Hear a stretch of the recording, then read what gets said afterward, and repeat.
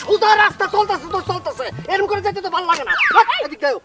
এই কি করো দাঁড়াও কি? এই, এমনি দাঁড়াইছো কেন? হ্যাঁ, সোজা রাস্তা রাইখা তুমি মানুষের ক্ষেত মারায় যাইতেছো কেন? তুমি কি আমার সম্পর্কে জানো না? তোমার আমি হিস্টোরি কই নাই? আমার নাম আসলে বাকের আলী। মানুষ আমারে বেকা করে ডাকতো, বহু না করার পরেও সেই বেকাই ডাকছে। এরপরের থেকে যে আমি বেকা হয়েছি জানো না, সোজা রাস্তা দিয়ে তো আমি যাবো না। আমি আলু ক্ষেত, পুঁই শাক ক্ষেত, সব ক্ষেত পাড়ায়া বর্তা কইরা এরপরে যাবো। ও আল্লাহ গো, আমার বাপ মা এই কি পাগলের কাছে আমার বিয়া দিছে। এই খবরদার, খবরদার কইতেছি আমার পাগল কইবা না।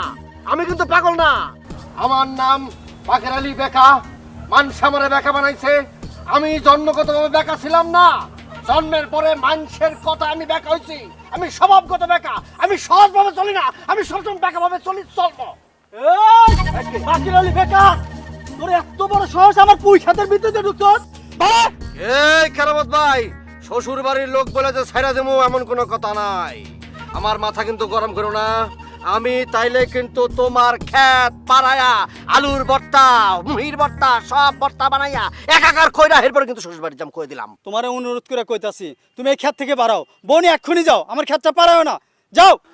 কেরামত ভাই আপনি বেশি তর্ক করেন না, একদম সর্বনাশ করে দিব আপনার ক্ষেত্রে কইতেছি। প্লিজ আপনি তার কাছে মাফ চান। আচ্ছা সরি। আহা, কোনো আচ্ছা মাছ হইব না, আচ্ছা সরি হইব না, ডাইরেক্ট সরি কইতে হইব। আচ্ছা সরি, যান। আবার আচ্ছা চলবো না, সরি মাফ করে দেন।